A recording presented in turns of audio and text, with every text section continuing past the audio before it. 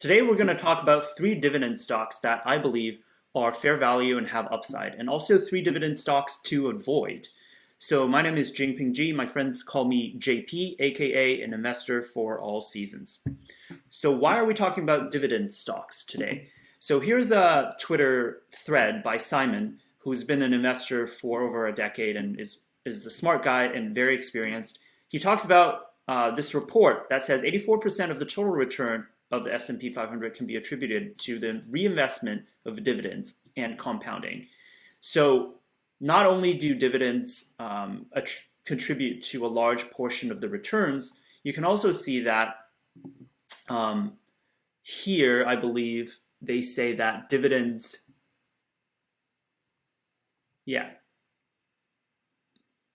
companies that grew or initiated a dividend have experienced the highest returns relative to other stocks with significantly less volatility. So the graph is here, dividend growers, initiators. The average return is higher, and the beta, which is a measure of volatility, is lower. So in environments like this, obviously high returns are good in any environment. However, also in an environment like this, the current environment, lower volatility is also highly desired.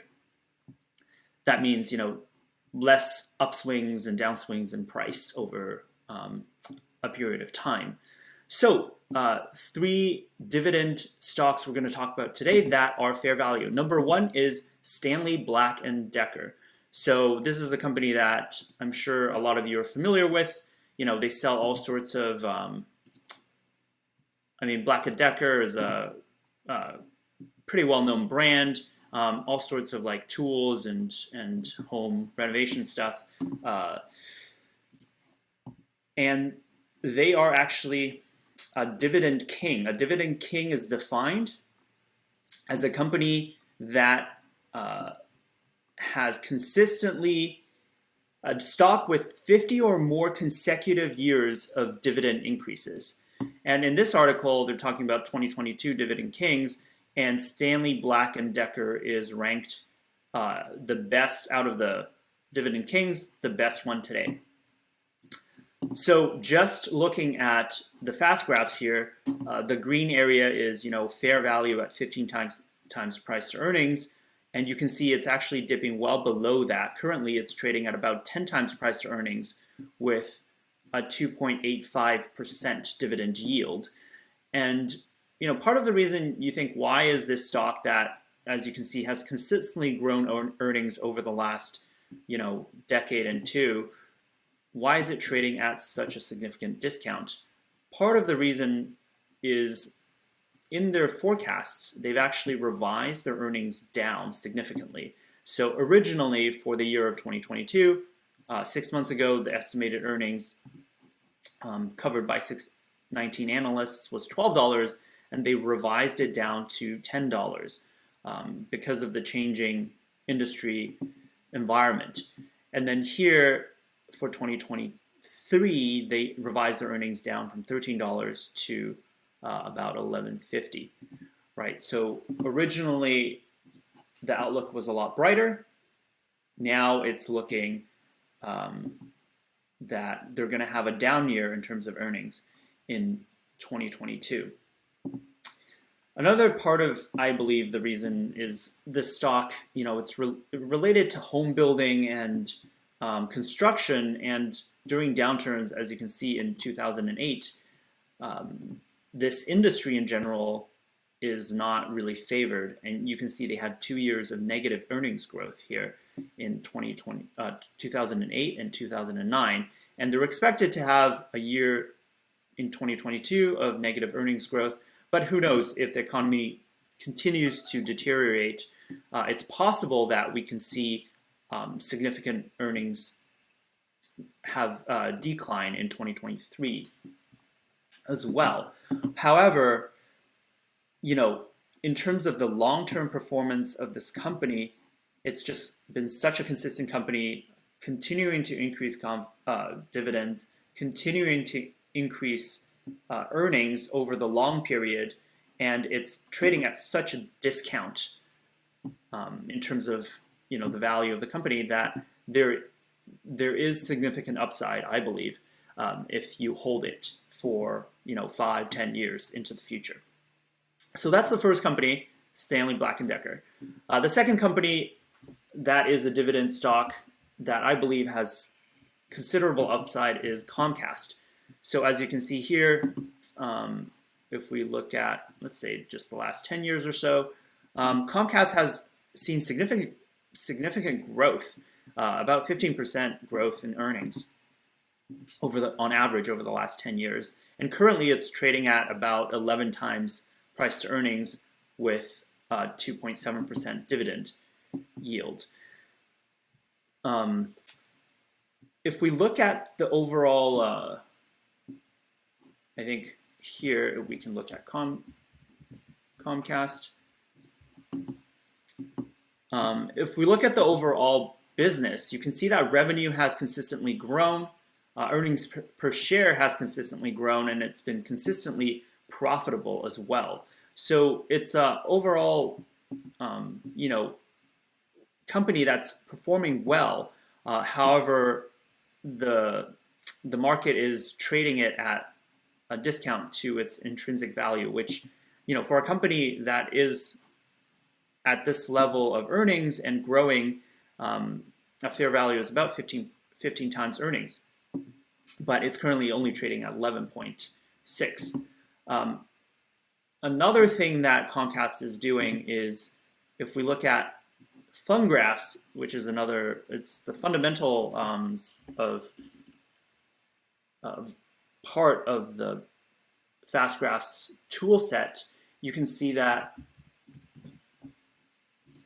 there is significant share buyback activity.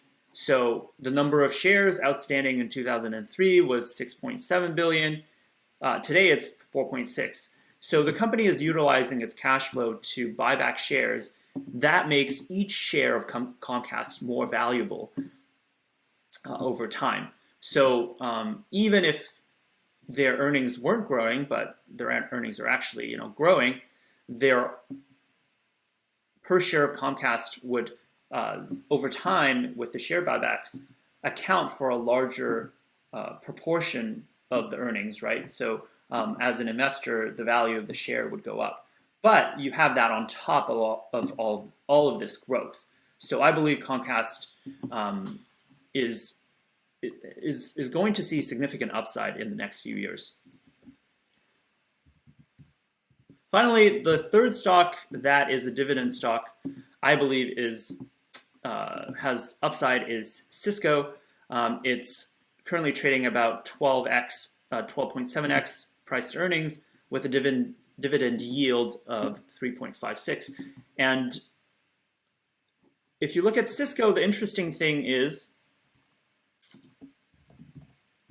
in QuickFS, you can see it doesn't have a ton of revenue growth. So revenue is, in the $40-something billion, and it's been around that for the last little while. So you're not going to get a ton of growth from this company. However, you can see that return on invested capital and the profit margins are pretty steady. So it's steadily profitable, and it's returning high level of it's achieving a high level of return on the capital invested in the business, which is always a good sign. The other thing that Cisco is also doing is there is significant stock buyback as well. So you can see, from over the last, let's say, 10 years or so, 5.8 billion shares of stock going down to 2021, 4.2. So even as the company maintains the same level of revenue and earnings, because of the stock buybacks, each share of the stock is worth more because it represents a larger portion of the earnings as the shares are reduced by the buybacks. So because of this and the steady profitability of the company, I believe that Cisco has a considerable amount of upside going forward. Now let's look at a couple of companies that are in contrast to these that are dividend companies. However, I don't believe that they are currently good investments. One is Coca-Cola. Coca-Cola, because of their brand, has always demanded a premium over the actual underlying value of the business. As you can see, it's currently trading at 26 times price to earnings, whereas they haven't really seen a lot of growth. As you can see, earnings growth over the last 10 years is about 3%, and the fair value for them would be, around 15x price to earnings. So there is a lot of potential downside in this stock because, aside from the brand, the underlying business does not really produce a ton of growth, and it's trading at an incredibly high price to the underlying business. Another business, Procter & Gamble, everyone's familiar with P&G. They make all sorts of household goods, Tide, Bounty, all of these brands. Great business over, the last whatever years. They've continued to grow earnings at a consistent pace. Their dividends have increased. However, again, they're trading at an incredibly high price to earnings ratio of 25. And again, not a lot of growth. As you can see, 5.12% growth over the last 10 years or so. If the market goes into kind of a continued recession or kind of unfavorable environments, I believe there's a lot of downside to this stock. Finally, Costco. Love the business, love the company. I don't love the stock. Costco is actually a business with a considerable amount of growth. As you can see, it's average about 12% growth over the last decade or so in earnings. However, it's trading at such an incredibly high price to earnings ratio that there's just a ton of downside, and dividend yield is only 0.73%. Even from a couple months ago, you can see this was April till now, it's already down 13%. Even though consistently Costco has been, the price to earnings ratio of Costco has always demanded a premium. It's even traded above that premium. On average, it's traded at a 30x price to earnings. Currently, it's trading at 38. So those are 3 dividend stocks that I would avoid, and 3 dividend stocks that I believe are in fair value and potentially could have a lot of upside. So again, this is informational content. You should always do your own research before investing. This is not investment advice.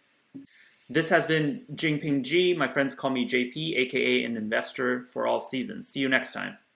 If you like this content, please hit subscribe and like, and stay tuned for the next episode.